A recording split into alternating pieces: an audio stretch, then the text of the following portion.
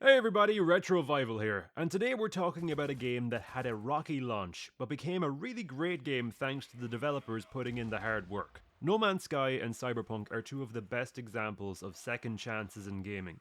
Both had absolutely catastrophic launches, where either the game didn't meet expectations, or suffered from severe issues with bugs and performance, or worse, both.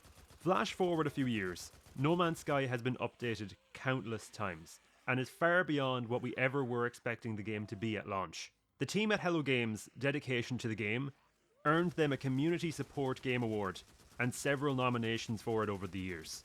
And CD Projekt repaired Cyberpunk's image by fixing bugs and overhauling the game with massive changes to gameplay, performance, and skill systems, as well as releasing a fantastic DLC with the Phantom Liberty. In 2018, PlayStation released a game that a lot of people, including myself, were very excited for. A game that was unfortunately met with mixed responses at launch, along with bugs and narrative issues.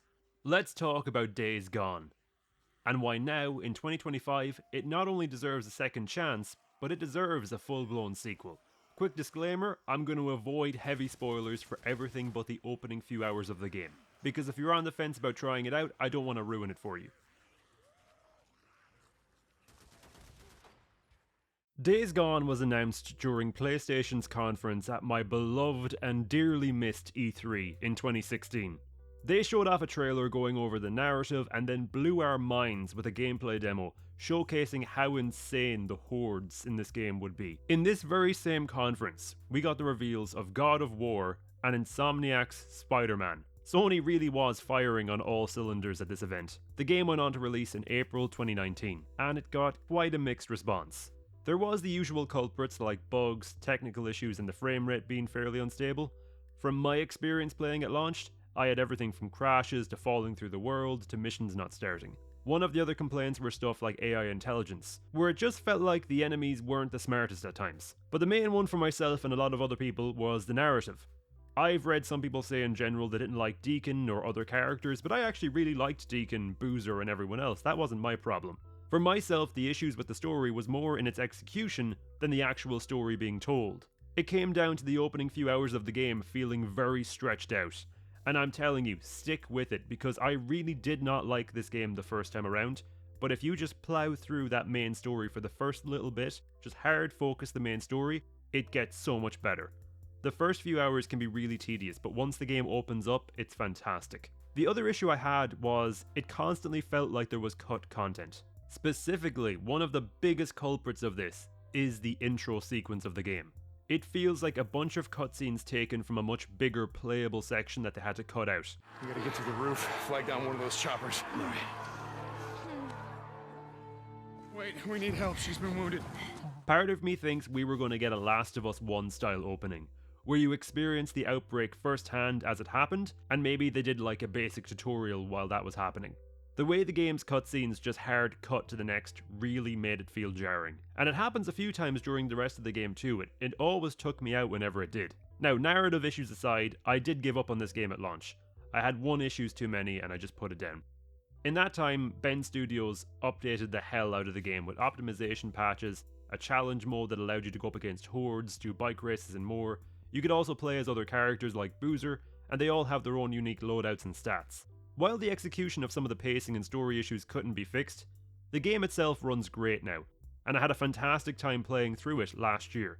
So good in fact, I went off and platinumed it, and it's actually one of the most enjoyable games I've found to platinum too. It's such a shame that the game launched the way it did, but I definitely feel like the PC launch has given this game a second lease of life. And hopefully, if the game gets re-released on PS5 with a remaster or whatever, that it'll get the same treatment there too. The story of Days Gone follows Deacon St. John as he attempts to survive the apocalypse with his friend Boozer. Deacon's a drifter, and he doesn't stick to any specific faction or outpost. He hunts zombies, or as they're known in the world of Days Gone, freakers, and takes on bandits and rippers that terrorize the other survivors. We first meet Deacon as the outbreak is raging through a series of cutscenes. Deacon, Boozer, and Deacon's wife Sarah are all trying to escape the city while the world goes to hell around them. Sarah gets injured while she's trying to help a kid, but they manage to reach an evacuation helicopter that can bring her to a doctor. The only problem is that the chopper can only take 2 people, and Deacon is not willing to leave Boozer to fend for himself. So he sends Sarah off to be treated, while himself and Boozer try to escape the city and reunite with her. But they never did. Deacon and Boozer reach the camp, and it was already overrun. With no sign of Sarah, it seemed like all hope was lost. That was until years later, when we take control of Deacon and he encounters a Nero chopper while out on a run. While he's investigating, he overhears the name O'Brien, who was the person from Nero that let Sarah on the chopper to begin with. So Deacon begins a journey to hopefully finally reunite with Sarah, or at least get some closure as to what happened to her. All while this is happening, Boozer has been horrifically injured by a group of Rippers, who scorched his arm with a blowtorch. Deacon has to deal with both of these situations, all while navigating the post-apocalyptic Oregon, and helping the different camps and individual survivors that he meets. There's some great story here, and some fantastic moments too. There's also some really good side stuff as well. Again, I feel like hard focusing the main story for the first bit helps out a lot. You'll get better upgrades and weapons sooner, and it'll make everything so much funner. Without going into spoilers, parts especially near the end of the game will have your adrenaline pumping. It's worth getting to the end. You get to do some badass things, massive fights with other survivors and freakers, all while fighting alongside your fellow survivors or going it alone as a one-man army. Without saying too much, the ending of this game leaves it very open for a sequel. It very much sets up a sequel. And man, I don't know if we're ever going to get it, but I really hope we do. I obviously don't want to say too much, but what they set up is very exciting. Deacon is portrayed by the ever-fantastic Sam Witwer, who you may know from his roles in Star Wars as Starkiller in the fantastic Star Wars The Force Unleashed, and Darth Maul in Star Wars The Clone Wars and other projects. He's been in a ton of different Star Wars projects over the years, whether it's a main character or a random side one. I really like Sam's portrayal as Deacon. I remember seeing some reviewers say Deacon was too angry or whatever. But let's be fair, the man lost his wife, his best friend is seriously and critically injured, and the bloody world has ended. What do you expect? On top of all that, before all of this stuff happened, Deacon was in the army and got caught up in a horrendous ambush, and quite possibly suffers from PTSD because of that. The only things that really let Sam's portrayal of Deacon down for me was yet again some of these hard cuts or transitions with cutscenes, and then the placement or usage of certain lines of dialogue. For example, in the beginning, there is a section where Deacon burns a freaker nest, which causes a few of them to come out and you can quickly deal with them. Problem is, you're using your gun to shoot them. It then hard cuts to Deacon psychotically battering them with his gun. But my problem with this was it just escalated so quickly for no reason. Sam's fantastic in the role, so it did frustrate me a bit when things like this happened that took me out of it at times. Because this section specifically, if it was more focused on a melee moment where you were attacking them with a melee weapon, or if they actually had a section in it where a freaker got a hold of Deacon and he had to batter it with the gun, it would have made more sense for this scene. But from my perspective, I was chilled out, Deacon was chilled out, and we took out 3 freakers. Really easily, really effectively, and then it hard cuts to a cutscene where Deacon is losing his mind. Okay, the selling point of this game is the Hordes. It was the biggest thing we were shown when we seen it at E3 for the first time. The Hordes in this game are incredible. It is such a cool experience. You feel like you're screwed. Like it's crazy. The tension that you can have while you're in these encounters is mad. Especially when you go up against some of the bigger ones. Specifically the one that they show off in that original trailer back at E3, where you're at the logging camp. It is just adrenaline pumping, frantic energy. It's really, really cool. And you're just navigating like an area, trying to find any nook and cranny you can sneak through to escape.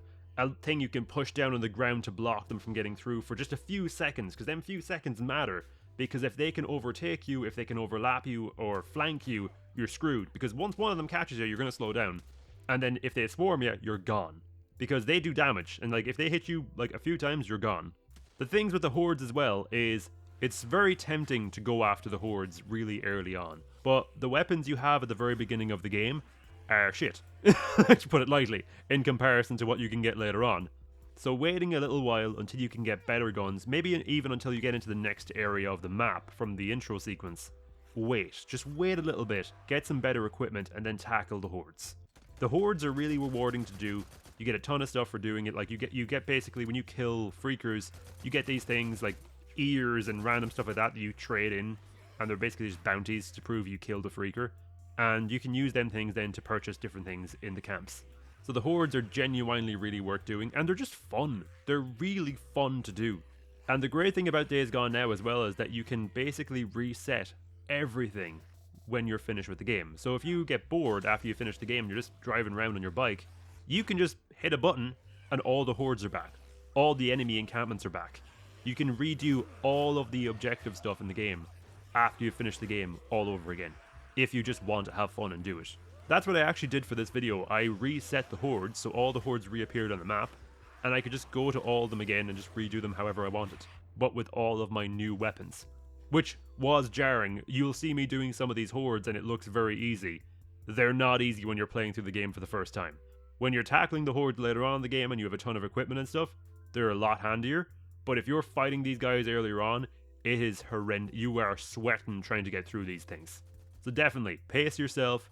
Don't worry too much about the Hordes earlier on. Wait till you have some better equipment, and then tackle them. But they are 100% worthy of the hype. The world of post-apocalyptic Oregon in this game, it's beautiful. Like, it's such a lovely world map to explore. There's tons of different locations that you can go into and like different things you can find that give you more information as to what was happening in the world. There's a lot of collectibles and stuff you can find that give you more context to stuff, and I always just enjoy exploring different environments.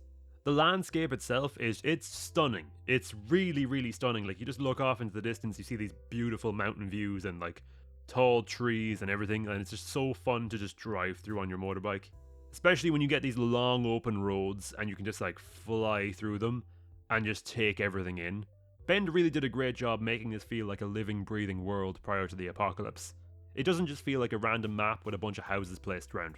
It feels like people genuinely used to live in these areas. It feels like businesses were actually in these areas, and you're just looking at the remnants of them now. So in terms of what's next, we don't know. We really don't know what is next for Days Gone. Apparently they had a pitch, but it never got past the studio. There was mixed reports on it. Sony rejected it or it never left Bend. Those were the two things. One of the things I read recently was that it just didn't leave Bend at all, that they just decided nope, they decided against it because of how the game was received when it released, which if so, that's such a shame. It's such a shame. Apparently one of the things they wanted to add in Days Gone 2 was co-op and like a shared world for co-op. I think that would have been a hell of a lot of fun. Especially if the game was designed where it's like, here, you can play it single player, play as 100%, or you can play a co-op 100% as well. That would have been sick. Especially if you play it as like an existing character from the single player game, and you're just tagging along with them for the story. Have alternate cutscenes that play out, so if you have your friend with you, they're involved in the cutscenes. It's not just Deacon and no one else. It would have been a really cool dynamic. I think just driving around that world with a buddy would have been so fun. That's where we stand. We don't know if there's ever going to be a Days Gone sequel. I think the PC release of this game did wonders for it. I think it gave it a second lease of life. I think PC fans really connected with this game as well. So if you go on Steam now, it's got 68,000 reviews and it's sitting on very positive. Like, the PC community really connected with this game, and I'm hoping that if it gets a re-release on PS5, if it gets like that remaster that was rumored a while ago before Horizon was announced, I'm actually hoping that gives this a second lease. I really do. I keep holding out hope that this game will get a second chance because I really think it deserves one. Bend Studio really had something special going on here, and I do feel like it was a combination of like time crunch and then pressure. Like, that E3 trailer, I think, almost was too good.